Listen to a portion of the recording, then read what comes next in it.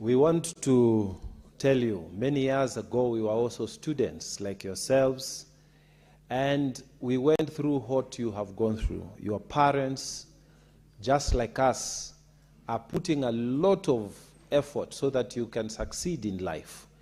For us, we want to make sure and wish you well that you will obey your teachers. Teachers will listen to the students. The problems we've been having lately will come to an end, and you will focus on your studies so that you can one day be seated here as senators and serve this Republic of Kenya. We wish you well, and thank you very much for making a visit here. You are very welcome. Thank you, Mr. Speaker. Thank you, Senator Mungatana. Senator Cherargei. Thank you, Mr. Speaker. Sir, I'll just tie up. You know, health is devolved. So when I see statement by the Senator of Murang'a and Senator of Kitui, I feel sad. Because yesterday, Mr. Speaker, you are aware we fought so much about increasing 13 billion to counties from 415 billion last year to 428 billion this year. Mr. Speaker, the issue of expired drugs, I saw the OAG report where it flagged that over 1 billion drugs are expired with KEMSA. And Mr. Speaker, the sad reality is that most of the expired drugs is what killing our people. In the OAG report, it was cancer, malaria, and HIV and AIDS drugs that has expired in KEMSA, Mr. Speaker.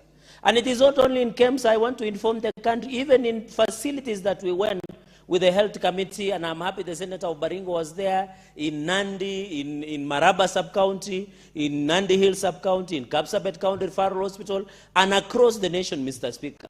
You know, the success of failure of devolution in this country, Mr. Speaker, sir, will only, the yardstick that we will use will only be based on health sector, Mr. Speaker. So, Mr. Speaker, I want to call upon the health committee, and I'm happy the Vice Chair is in the House and a number of colleagues to look into this issue because we want, Mr. Speaker. As I speak, I feel sad for the people of Lalamak location, Mr. Speaker, Diff Ward in Wajir County. I saw the elders in Wajir South coming out that there is no drugs in Wajir County, Mr. Speaker.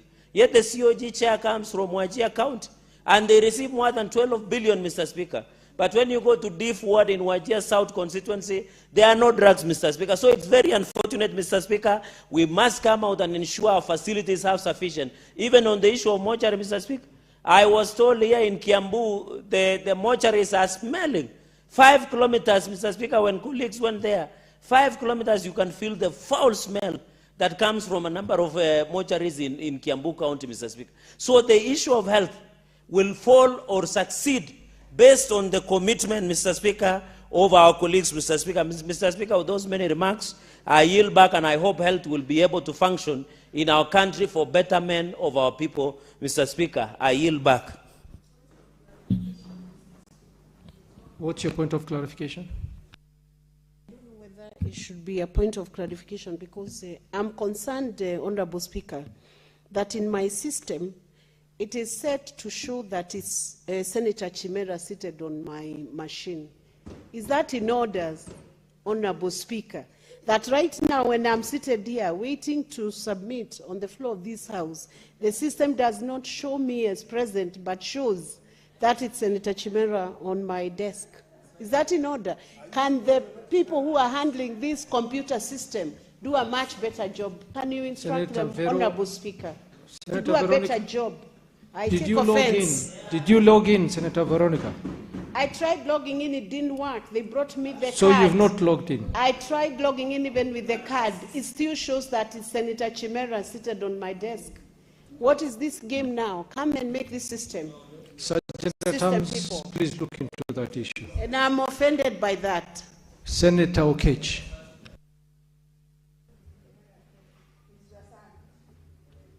Do I get the mic?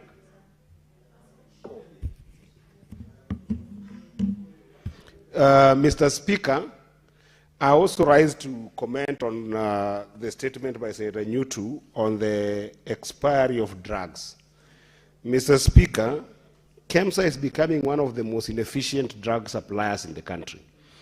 And Mr. Speaker, the problem is becoming an issue of inaccurate assessments by KEMSA.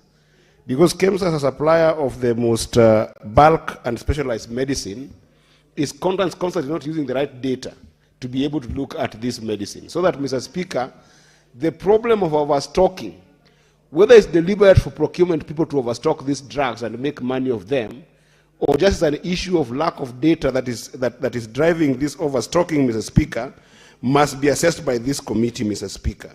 The second issue, Mr. Speaker, before the advent of devolution, we used to have ministerial basis for drug supplies, Mr. Speaker, so that the healthcare system that we used to have was more of a pull-based system. Right now it's a push-based system where it is heavily depending on counties to push some of these requirements, Mr. Speaker. And Mr. Speaker, our counties have been very notorious on two levels.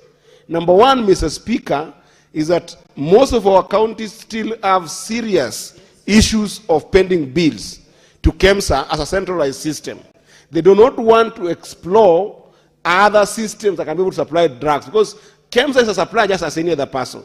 But even bigger problems becomes on low ordering rates by counties based on the fact that some of the counties are selling drugs from the hospitals, Mr. Speaker. Let's call a spade a spade.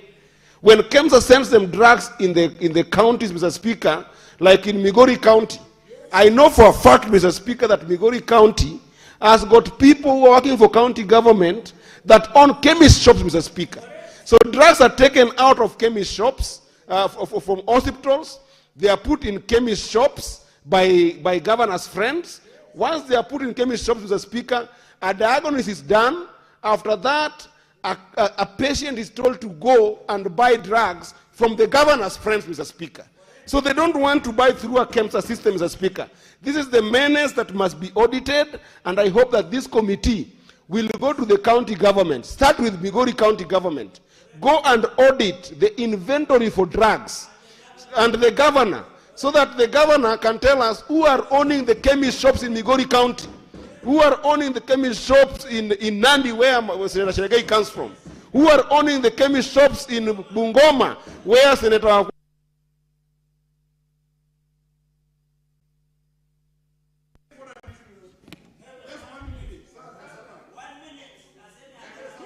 Summarize in 1 minute.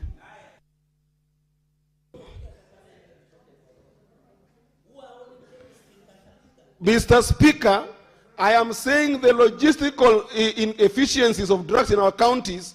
We want to know who are owning all the chemist shops in our counties, because governors are making so much money and they're making KEMSA inefficient, and they must stop this issue of taking drugs from our hospitals and giving their friends in chemist shops to run. Start with Migori County. I thank you, Mr. Speaker. Thank you, Senator. Senator Khalwale. Mr. Speaker, the statement by the Senator of Busia on EACC is about the fight against corruption.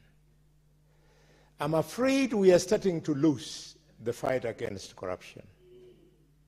When I reflect on this, I ask myself, what is it that we can do to strengthen the institution of EACC? Failing which, we disband it completely so that we look for a different way of combating corruption. How can it be, Mheshimiwa Mugatana, that parliamentarians are informed by the Auditor General, they call auditees, they get evidence, they confirm the concerns of the Auditor General, and when you forward to EACC, nothing happens. It is because they are corrupt. The EACC people are selling parliamentary reports to the very people they are supposed to prosecute. Mr. Speaker, Parliament must help Kenyans by addressing EACC. What's more, we must also question, Mr. Speaker, the office of the President. Why is it that we have members of the cabinet in the current cabinet who have got active cases forwarded by EACC for prosecution, Mr. Speaker? Mr. Speaker, you are all aware about the outcry about SHA. Mr. Speaker, it is because of corruption. Mr. Speaker, for the last 4 days, the so-called pre-authorization that is supposed to be done before a patient accesses services of SHA, there is a countrywide collapse of the network and or downtimes of that network, Mr. Speaker. Mr. Speaker, it is because there is a deliberate effort by corrupt people in the hospitals to ensure that the services of SHA are not accessed. Instead, members of the public who have been contributing to SHA are asked to pay in cash. Mr. Speaker, you are aware that as of yesterday, 204 schools have closed down because of the unrest. Mr. Speaker, it is because of corruption. Mr. Speaker, why is capitation money either delayed or not sent to schools, forcing the headmasters not to keep? Thank you, Senator.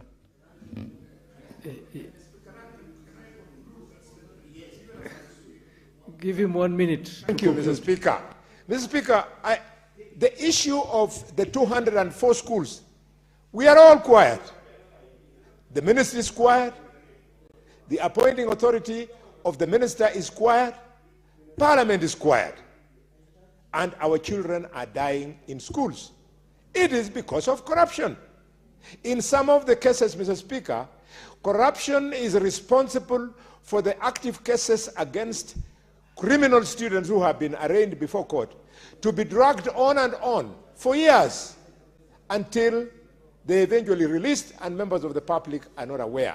We must fight corruption. I thank you, Mr. Speaker. Thank you, Senator. Senator Dulo. Thank you, Mr. Speaker. Thank you, Mr. Speaker. I wish to support two statements. One by Senator Roba on the pending bills. Mr. Speaker, I wish to congratulate this House having rejected the passing of a pending bill for Mary County. It's because of personal interest. That's why the House was forced actually to pay the pending bills. Mr. Speaker, we are not doing very well as far as pending bills are concerned. Many of our businessmen, they are really languishing in poverty. Counties are paying fake pending bills. And I know this budget we struggled to pass yesterday. It's going to go into campaign. And the institutions that are mandated to oversight the usage and utilization and accountability of those budgets, they are in slumberland or they are in bed with those corrupt county governments. Mr. Speaker, I wish this House, instead of us always lamenting, especially Finance Committee, you need to take serious measures as far as pending bills are concerned because they keep on accumulating. You can imagine a county having pending bills for legal services, over 100 million. What are they doing, you know? There are pending bills that are not even going down from 1.5 or 1.2 billion, like my own county. The only people who are paid pending bills, Mr. Speaker, are those who are politically correct. I think as a country, we stop lamenting and we take serious action. Finally, on the NPRs, we need actually to see how we can formally engage NPRs because they complement the work of police and also APs. Whenever we have challenges, Mr. Speaker, those people are the ones who are in forefront. Secondly, the manner in which NPRs are actually given out in those counties, there is so much corruption that is going on. Those who are politically correct are the ones who are given NPRs. The rest are left out. Some of the people, they are even given NPR firearms. They sat in town and chew mara instead of being in the bush to help the pastoral communities or defend the communities where they are supposed to be assisted. So certain things needs to be done. Yes, there is a lot that the government is doing as far as MPR in those affected areas is happening, but it should be done in a transparent manner. I thank you, Mr. Speaker. Thank you, Senator Morango. Asante sana Mr. Speaker. Ningetaka kuchangia taarifa ambayo iliombwa na Senator wa Kitui, Senator Wambua. Mr. Speaker, matatizo ya afya katika gatuzi zetu zimekuwa nyingi sana na imekuwa ni changamoto. Sana sana kwa upande wa wale ambao wanaangalia kuhakikisha kwamba kila kitu kinafanyika kwa njia iliyo sawa. Mr. Speaker, msongamano katika hospitali zetu ni jambo la dharura. Kwa sababu Mr. Speaker, wakati watu wamekuwa wengi, wengine wanalala kitanda kimoja na wale wanalala katika kitanda kile kimoja ni wagonjwa. Kwa hivyo wanaweza ambukizana magonjwa, na ya pili ni kwamba mgonjwa anafaa kupata mahali dhabiti ambapo anafaa aweze kupona. Mr. Speaker, katika Kirinyaga mahali imetoka Mr. Speaker, tumekuwa na changamoto kubwa sana kwa sababu ya mandawa, zile picha ambazo zinapigwa wagonjwa. Juzi kulikuwa na ile lift ambayo ilikuwa imeharibika takriban ya miezi mitatu. Tumekuwa na changamoto ya wahudumu afya ambao wengine hawajalipwa mishahara na marupurupu yao kwa miezi mitatu na wengine miezi 4. Mr. Speaker, wale wahudumu ambao wanaosha wagonjwa, wale ambao wanahakikisha kwamba hospitali zetu ziko safi, wale wanaangalia maradhi na kuhakikisha kwamba wagonjwa wamekula, wale ambao wanashikilia wagonjwa wakati wanatoka kwenda kuota njua, kwa wale ambao hawezi tembea Mr. Speaker, wakati hawajalipwa takriban miezi 3, inakuwa ni changamoto kubwa sana. Lakini Mr. Speaker, wakati tunapoongea kama maseneta kuhusu matatizo inayowakumba wafanyikazi wa hospitali zetu kama pale Kirinyaga, unapata ya kwamba wale wengi ambao wameajiliwa wanakuja wanauziwa uoga na kuambiwa atakayeongea atafutwa kazi. Wanaendelea kuteseka. Tunasahau kwamba wale ni watoto wa watu. Wale wafanyikazi wana nyumba wanalipa. Wako na chakula ambacho wanafaa kununua. Wako na watoto wanaoenda shule ambao wanafaa kukimu anda zao. Lakini Mr. Speaker, unapata gavana anaita mkutano moja watu 2 3, anawapiga pambaja na wanakubaliana kwamba kila kitu iko safi. Wananchi wanaendelea kuteseka na wale wahudumu wa afya ambao walipo mishahara wanaendelea kuteseka. Mr. Speaker, ndio leo nasimama kwa sababu tunakuja kupitisha tena fedha ambazo zinaenda kwa mangavana. Waweze kuchukua jukumu, waache kuzimbia panya shimo kwa mikate wakitarajia watakufa. Mr. Speaker, waweze kuchukua majukumu yao na wajue ya kwamba hata wakiendelea kutukashifu sisi tunaoongea haitaokoa maisha ya wale ambao tuko nao Mr. Speaker. Kwa sababu Mr. Speaker, Waswahili wanasema ukikuja ukashifu mwenye akili hakuwezi kuondoa ujinga wao. Sasa tunataka ujinga huo uondolewe katika nchi zetu, watu wetu waweze kupata matibabu. Thank you, Senator Wakoli.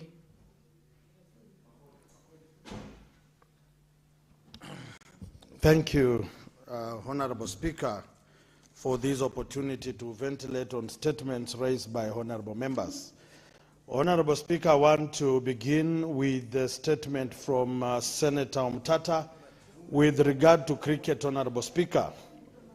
When we were growing up, Honorable Speaker, Kenya was leading in Africa and globally. And it's quite heartening that we have degenerated to a point where we are discussing the sports in Parliament, yet we have a Ministry of Sports in this country. But in the same wavelength, Honorable Speaker, knowing very well, and Honorable Speaker, can you rein in on Senator Manzo? Honorable Speaker, Honorable Speaker, you are not also listening. Honorable Speaker, I request that you listen to us than our good friend who is whispering loudly, Honorable Speaker. I am saying that sports is devolved. And when you look at counties in this country, Honorable Speaker, they are doing less or nothing with regard to sports in this country. The president is building stadiums across the country. But if you ask the county government how much they are putting into sports growth and searching in this country, it is zero. And therefore time is up, Honorable Speaker, that this House pushes the Council of Governors and Governors to task. I want now to finalize on this issue of the health sector, Honorable Speaker. It is now emerging, Honorable Speaker, that county governments and the executives in the county governments are using this department to make money. Some of them are keen to get tenders for cleaning services and detergents. Some of them are keen to get tenders for non-farms, Honorable Speaker. Some of them are keen to supply food. They call it food ratios in the facilities, Honorable Speaker. And at the expense of buying drugs that the people need to use, Honorable Speaker. It is also emerging that the executives in charge of health will send administrators and accountants who are either tribally aligned, politically aligned, or commercially aligned, so that they smoothen the operations of leasing and looting monies from these facilities, Honorable Speaker. As we are speaking today, if EACC was to up its game, they share resources as they land in these health facilities. They have already got instructions on which percentage of the monies should be channeled to specific people to benefit them at the expense of the patients. And thank you, Senator.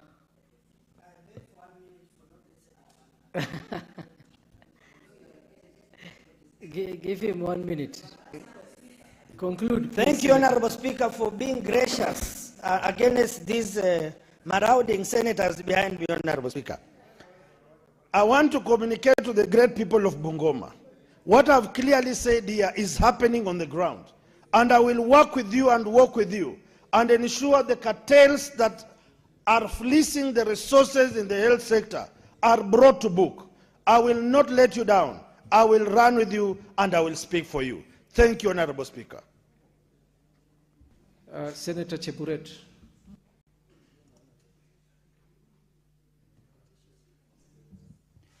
Okay, thank you, Mr. Speaker, for the opportunity you have given me to also contribute and make a positive comment about the statement that has been read by Honorable Senator Lelengwe for Samburu County. Mr. Speaker, before that, I want to appreciate the distinguished senator from Samburu for submitting this issue before the floor of the House. Mr. Speaker, the issue of national police reservists is actually a sensitive matter, and it needs proper attendance. And as House and leadership, the issue of national police reservists needs proper attendance. These police officer reservists, Mr. Speaker, are going through a lot. They are not paid by the government. Their monthly salary is not defined, and they are failing to pay their school fees for their children. They are unable to settle their medical bills due to their share is not working. So, Mr. Speaker, Senator Lelengwe, I've only mentioned about Samburu. And, Mr. Speaker, I want to tell you, several counties, including Baringo, where I come from, Elgeyo Marakwet, Samburu, Turkana, West Pokot, and several counties, Mr. Speaker, are being these national police reservists are the people behind the successful peace restoration in our counties. And therefore, we want the Ministry of Interior and Coordination to take serious note on the matter of national police reservists and to ensure that their payments are defined. They need to be treated with a dignified way, just like any other civil servant in our country. So, Mr. Speaker, I want to plead with the Ministry of Interior and Coordination to consider the national police reservists just like any other civil servant in our country, and their salary needs to be defined, because it is very dangerous to mishandle the people who are behind our security. So, Mr. Speaker, I want to congratulate the Senator for Samburu for bringing this matter before the floor of the House, and I want the Committee on Security to address this matter and ensure that the dignity is restored within National Police Service. Thank you, Mr. Speaker. Thank you, Senator. Senator Sigei. Thank you, Mr. Speaker. I want to comment on two statements, one by Senator Okia Omtata on the effectiveness of the Ethics and Anti-Corruption Commission in the fight against corruption. Every day, every morning in this House, Mr. Speaker, we talk matters devolution, we talk matters service delivery to the people, and the statement requiring the Ethics and Anti-Corruption Commission, Mr. Speaker, to give us a status report and also the effectiveness in terms of investigations and action against audit concerns and queries, both from the Office of the Auditor General as well as those from the committees of this House, has been put to question. Mr. Speaker, the committee that has already been committed this particular statement, I would expect, will be in a position to establish the extent of all those reported matters of counties across the divide where both the Auditor General as well as the various committees of this House have raised concerns, and to give us a status report of what they have done. I say so, Mr. Speaker, because as Justice and Legal Affairs Committee, we are aware that not once, not twice have we summoned the CEO of Ethics and Anti-Corruption Commission to appear before the committee to give us status report on inquiries that have been made by almost all the county representatives in this House on investigations, on the status of matters which have either been litigated upon or have been filed, and also in action that either they have been taken or are planning to take with regards to corruption. Mr. Speaker, I'm aware that the Auditor General in the financial year 2022-23, 2023-24, and 2024-25 had raised a number of matters in the county of Bomet where the Office of the Ethics and Anti-Corruption Commission were undertaking various investigations. We are yet to receive the status of those investigations, and that definitely, Mr. Speaker, calls upon their effectiveness. I call upon the CEO of Ethics and Anti-Corruption Commission, Mr. Abdi, to make sure that he turns up whenever this House or this committee, rather, the various committees, rather, calls upon him to give us the status reports of those investigations. Secondly, Mr. Speaker, about expiry of drugs in our various dispensaries, hospitals, or even at KEMSA. Mr. Speaker, it's quite unfortunate because this is one of those things that we, in the course of our oversight roles, where the Committee on Health have done visits to a number of our dispensaries or institutions within the counties. Thank you, Senator. Senator Veronica. Thank you, Honorable Speaker, for the opportunity to comment on the statement by Senator Hamida on GBV, and I'll also comment on the statement on the health status of Kitui General Hospital, together with the hospitals in different counties. Honorable Speaker, and I'm also grateful that after a long wait, you've given me the chance. The system locked me out, and I was pushed to the last person in the queue. Honorable Speaker, it is very sad to note that in the Republic of Kenya right now, we have had increasing numbers of gender-based violence cases, which are now rampant across counties, with some of the urban counties being affected very negatively, Honorable Speaker. Just a few minutes ago, I have seen a case in Nyeri County where a woman's body has been dismembered, put in a sack, and positioned near a certain village, Honorable Speaker, at a place where it is clear that whoever dismembered that lady intended to take some of the organs from her body. Honorable Speaker, it is very, very sad that in this day and time, when we have technology that could assist in curbing crime, we have had more women suffering gender-based violence cases, and we have had cases of femicide which continue to remain unresolved. Honorable Speaker, we must take an approach now, and as the committee looks into these issues and looks into this statement, Honorable Speaker, the whole community and the whole society now must take an approach that helps women to be emancipated from this kind of violence that we are seeing becoming rampant. Honorable Speaker, it is important that we criminalize any form of violence against any gender, and specifically against women. Honorable Speaker, we have seen most of the people who are victims of this gender-based violence, some of the aggressors are coming from a relationship that they have with the victim, Honorable Speaker.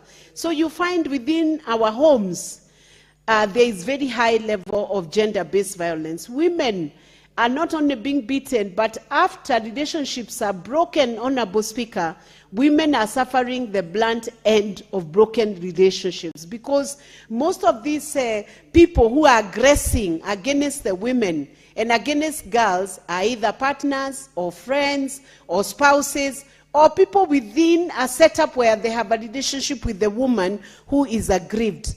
It is very sad, Honorable Speaker, and we are looking up to the CS security to come up with very serious measures. Thank you, Senator Chute. We are out of time for the statements. Give her half a minute to conclude. Okay, thank you, Honorable Speaker. We are calling upon the CS for security, interior, to ensure that these cases are resolved, Honorable Speaker. I have looked at one of those cases where a woman was murdered in Kilimani, and the case was in Nakuru. And Honorable Speaker, these cases remain unresolved. We are looking up to the CS for security to ensure that we have speedy conclusion of all these investigations and the culprits can be brought to book. Thank you, Honorable Speaker. Thank you, Senator Chute.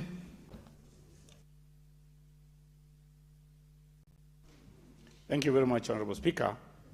I'll be very brief, Honorable Speaker. Allow me to contribute to the statement by Senator Enoch Wambua. This statement is heavy and weighty, Honorable Speaker. Honorable Speaker, about 2-3 weeks ago, community health promoters from Marsabit sent me a letter. The letter says they have not been paid for the last 7 months. Honorable Speaker, as you are aware, the government is paying $2,500 per person, and the county government is supposed to also similarly pay another $2,500. The national government has paid the dues, but up to today, for the last 7 months, the community health promoters have not been paid in Marsabit. I know, and you know, and this House knows what these people are going through. Even Kenyans know what they're going through. The kind of work they're doing at the hospitals, the problems they go through. Imagine somebody earning 2,500 shillings.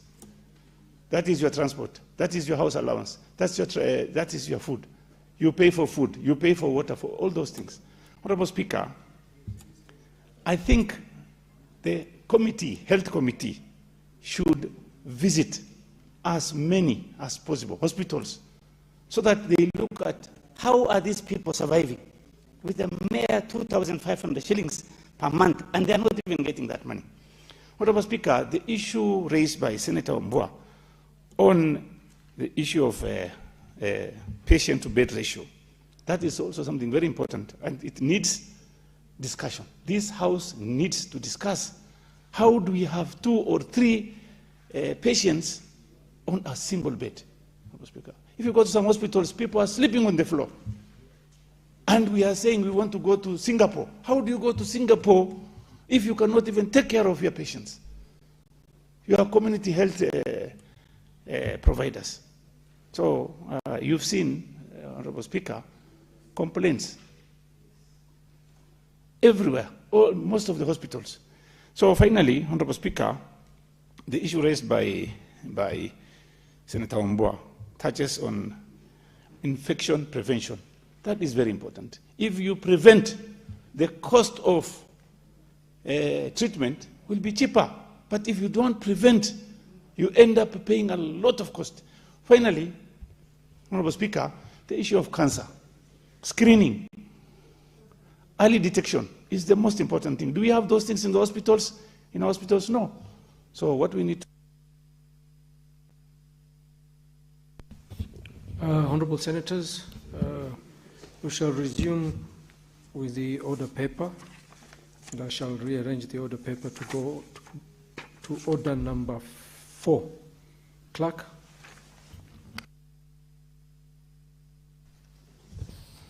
Order number 4, petitions. Senator Veronica.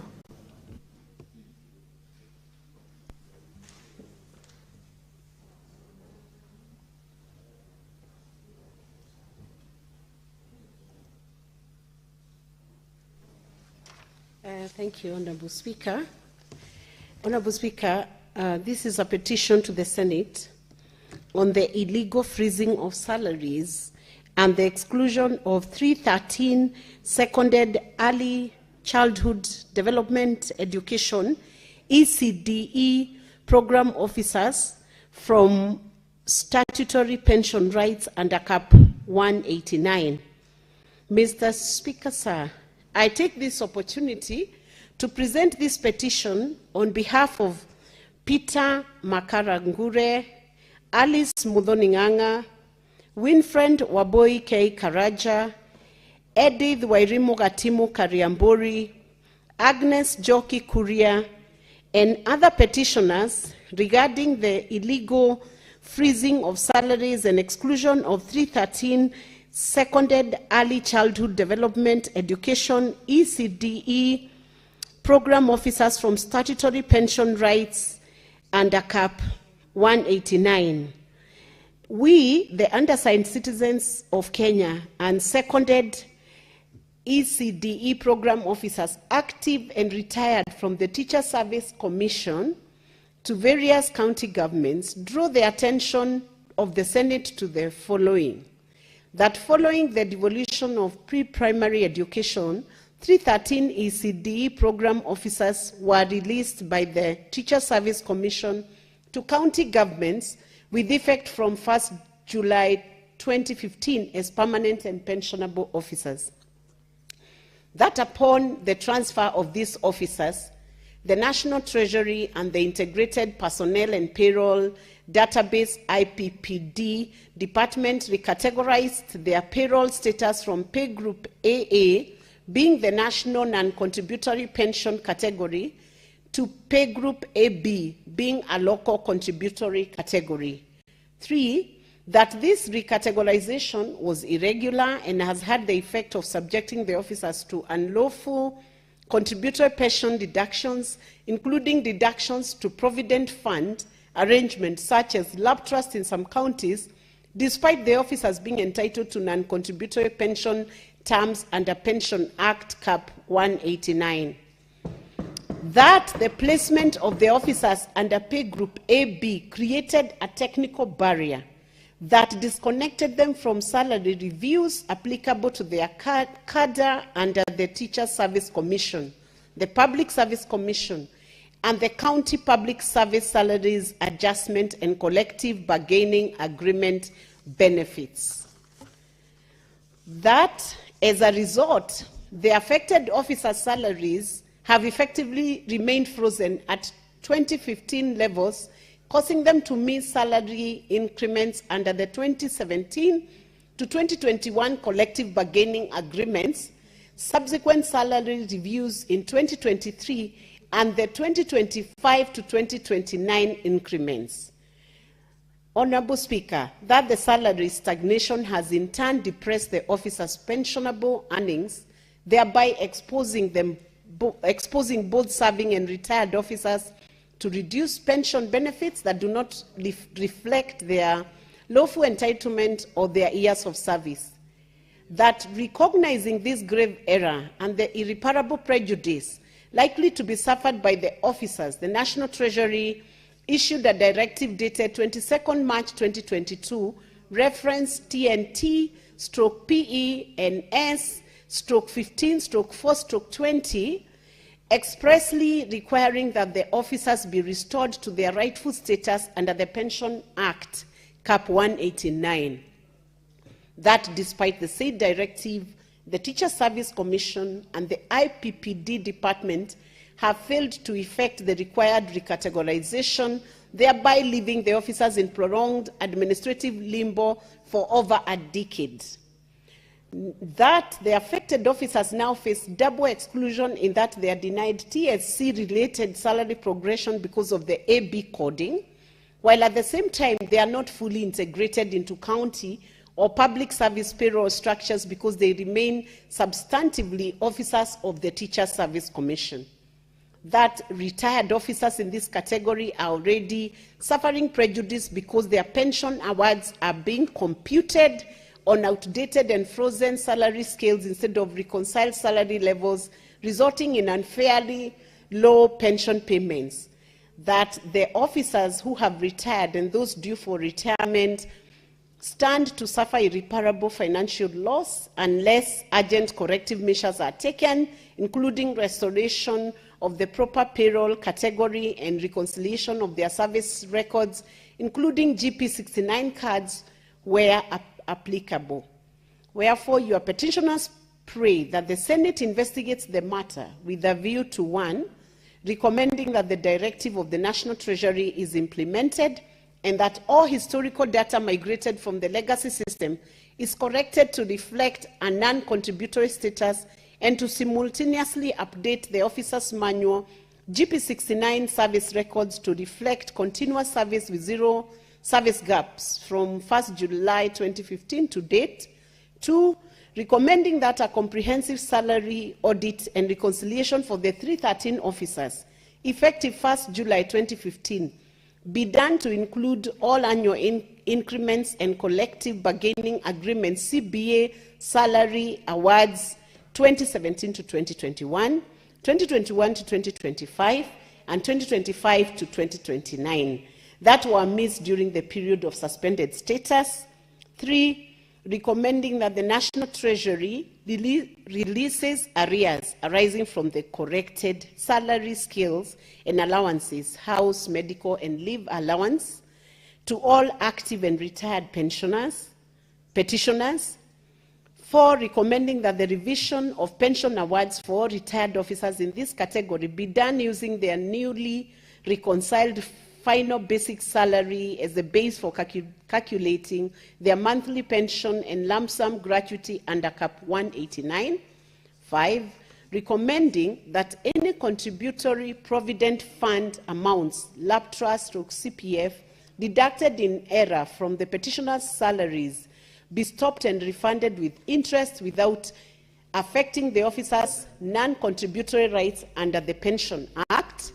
And 6, recommending that the 313 seconded ECDE program officers be recognized as having served continuously and without interruption under the Teacher Service Commission from the date of their first appointment, and that any exit or non-claim clause in the 2017 to 2021 or subsequent CBAs shall not apply to them, since their transfer to county governments was an authorized secondment in the public interest and not a voluntary or professional exit from the teaching service.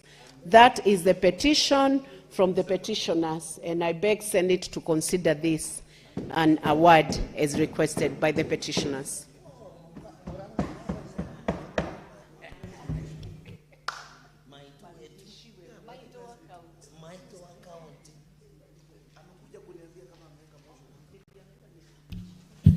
Honorable Senators, pursuant to Standing Order 238-1, I commit the petition to the Standing Committee on Education for consideration.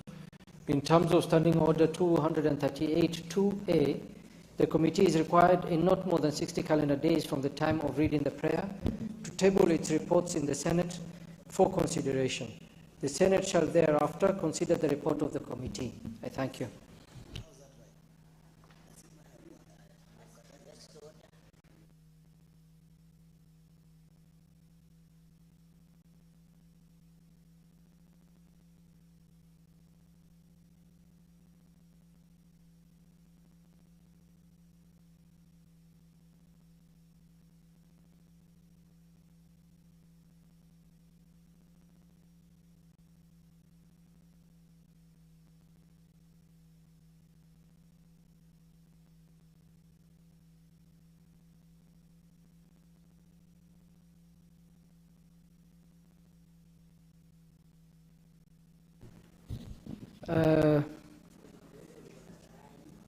We shall rearrange the order paper and defer order number 8, 9, 10, 11, 12, 13, 14, 15, 16, 17, 18, 19, 20, 21, and order number 22.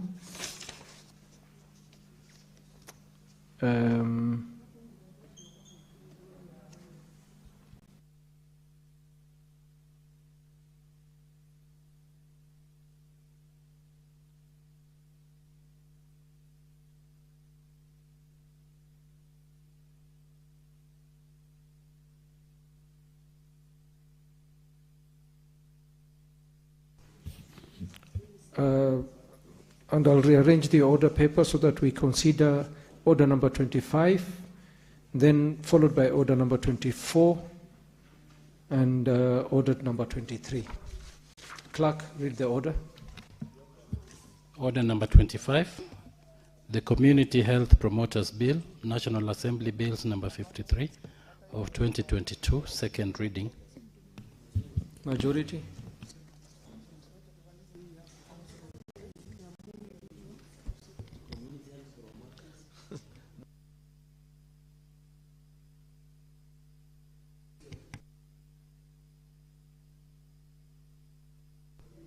Nenge Mike.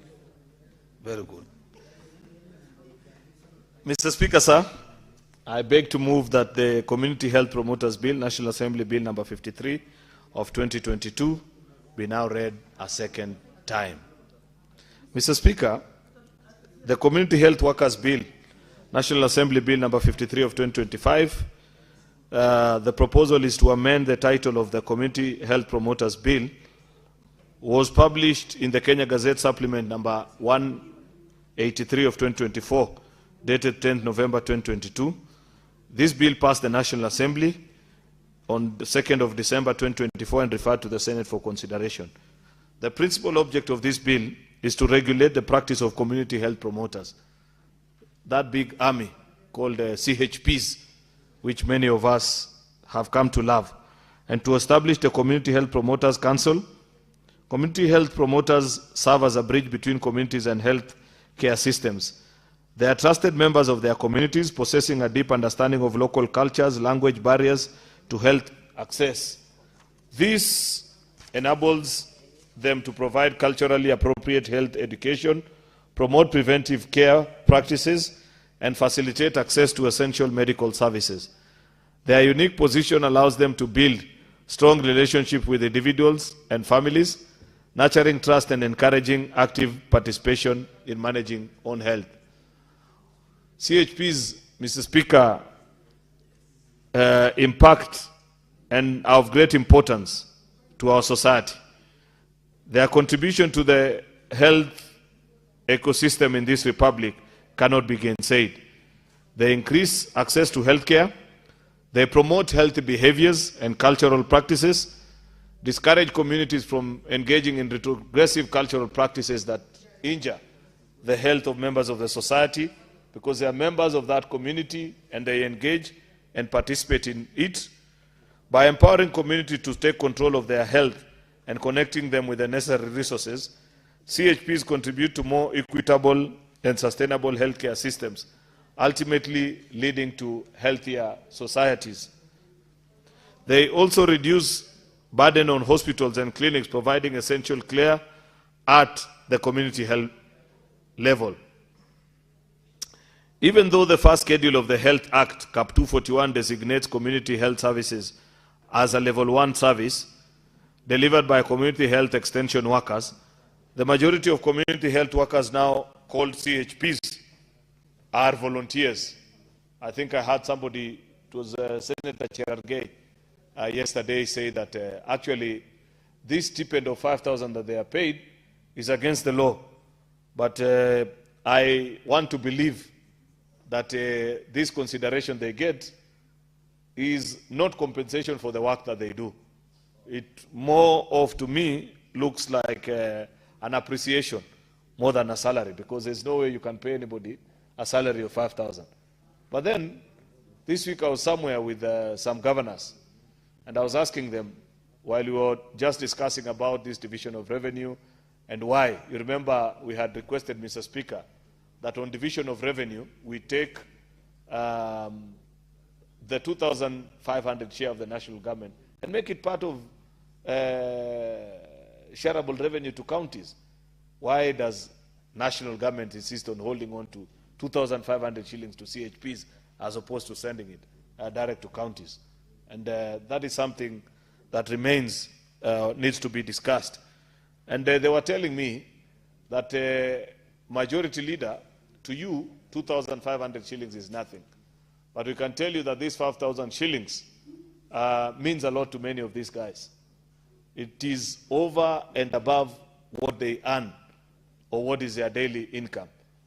And it helped me appreciate something that I was once told, that as a leader, never lose sight of perspective. That there are many times, Mr. Speaker, that you say things as you see them just as a leader. But a good leader sees things sometimes also from the constituents' perspective and the people that you represent. So while 5,000 may be nothing to a wealthy don from Garissa called Abdul, Mr. Speaker, not you, I'm talking about another Abdul who's my friend. But to the ordinary Abdi, now that you want me to use, deep down in your village, in the place we went, I forget in Masalani, Mr. Speaker, it means a lot. And of course, this is not to make the case that we should not remunerate them better. Actually, this bill, Mr. Speaker, is to set up the structure with which we can appreciate community health promoters, Mr. Speaker. And I know all of them, including those that voted for me in Kericho, as I watched their senator this afternoon on the floor, they're extremely proud and happy because they know that upon the passage of this bill, we will actually duly recognize them, give them certification, Mr. Speaker, and make their pay even better. Mr. Speaker, you know we have just rolled out UHC, and you cannot expect that everything will be perfect from the start. But I know that 3, 4, 5, 6 years from now, Mr. Speaker, when UHC has settled properly, when compensation to public hospitals, including dispensaries deep in the village where Senator Catherine Muma comes from, in my neighborhood, down in Kisumu, small dispensaries, the minute we'll have perfected the system and ensured that they get compensated directly, and that hospital is able to manage its affairs, order medicine, Mr. Speaker, and have some of these promoters even on call, so that if the doctor is away, the community health promoters can help locate the next facility and call for medical help and make the right determination, Mr. Speaker. We will have celebrated these people. Therefore, this is for you, community health promoters, across the Republic of Kenya. And there are so many. There are over 100,000, if I recall. Actually, Mr. Speaker, why I am particularly proud about this bill is that CHPs were launched in Kericho in 2023 during Mashujade. And Kericho will always remain their home because this is where they began their work. I remember them marching during the Mashujade, that particular morning, Mr. Speaker, at Kiprugut Chumo Stadium.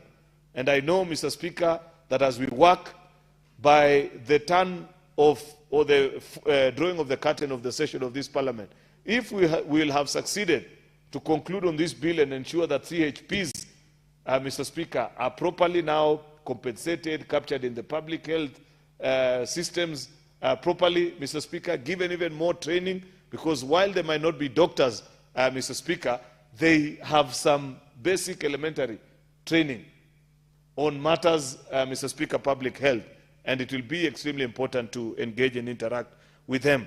Even though, Mr. Speaker, the first schedule of the Health Act, Cap 241, designates community health service as level 1 service delivered by community health extension workers, the majority of community health workers now called CHPs, they are volunteers who sometimes receive allowances that are often delayed or never paid at all.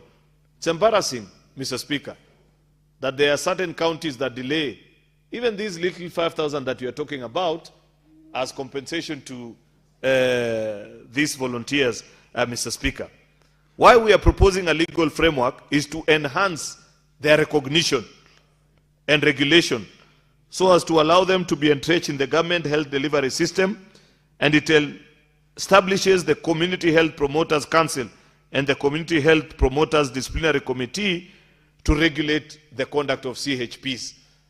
I have a challenge with that proposal, Mr. Speaker, because much as health is a special and a unique service, we will have to find a way. You know, Senator Manzo, when county employees misbehave, generally all of them, it is the County Public Service Board that punishes them, the same way it handles their promotion and disciplines them in case of misbehavior. But also remember, one thing we have not been able to successfully do as legislators is to establish a nexus between County Public Service Board and the professional bodies that many of these staffers belong to. If it's accountants, Mr. Speaker, how do you link the County Public Service Board with ISPAC and even recommend sanctions against, say, an accounting officers who participate in fraud?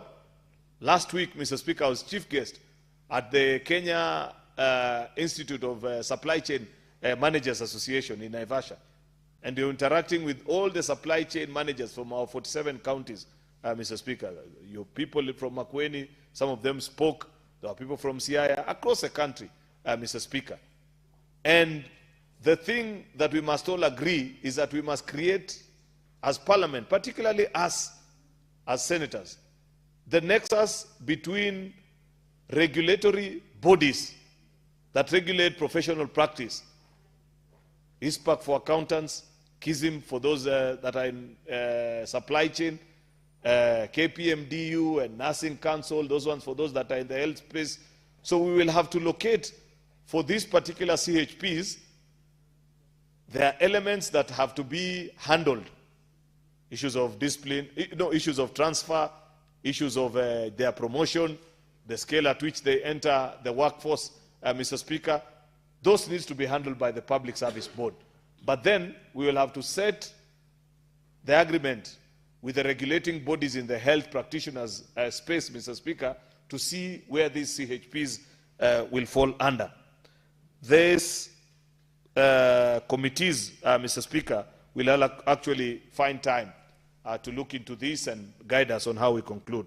So under Part 1, Mr. Speaker, which comprises Clause 1, Clause 2, Part 2 comprises Clause 3 to 16, and all so on and so forth.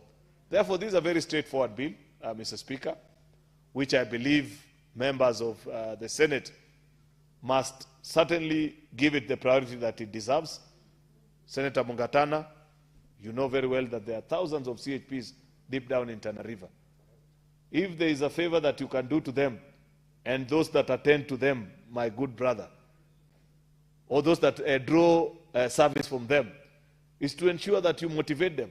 Set up the regulatory framework like you are proposing in this particular bill, so that when they go to vote next election in Tana River, they have a reason to say, I sent a man to the Senate who represented my interest, and they made sure that I am properly considered. And the same passes for all of us.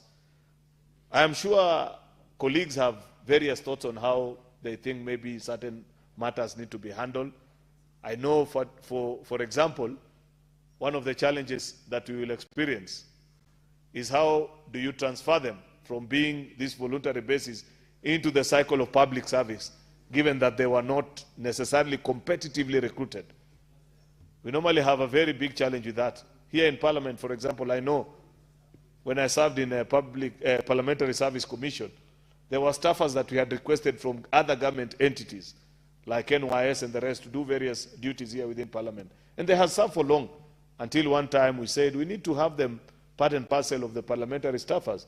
But it became a huge challenge because the constitutional dictates that we all live and work under, Mr. Speaker, require that all public service appointments be competitively recruited. Yet we know that these people provide a specialized service. Therefore, there are certain things that we will have to find a way, a neater way of clearing and sorting all those things.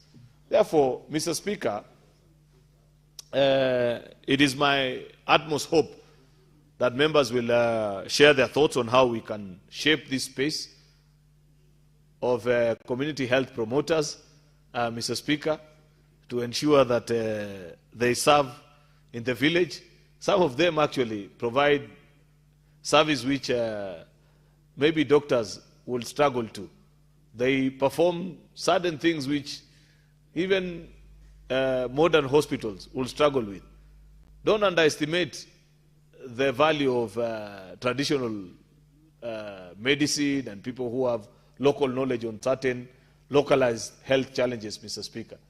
They know, because many of us here that have the distinct privilege of coming from villages, Mr. Speaker, that are serene. You know, I was saying that because I saw a clip the other day of somebody, I think it was a senator of Nairobi, making it appear as if there's anything to be celebrated about coming from the city. To me, if I had the choice, Mr. Speaker, because it's by nature that you choose what you represent, but if I had the choice, I'd pick the village any day over the city, over this clogged up city with all the challenges, many of these things. And I know many of you will do the same. Therefore, I was saying that there are unique challenges, Mr. Speaker, that come with working in the city and ensure in the villages that these CHPs can handle better than even our other health practitioners. Therefore, Mr. Speaker, I want to listen to colleagues, share their thoughts and ideas on this particular topic so that we can progress and move with it and help achieve universal health care. With those many remarks, Mr. Speaker, I beg to move and request the Senator for Nandi, Senator Samson Cherargei, to second.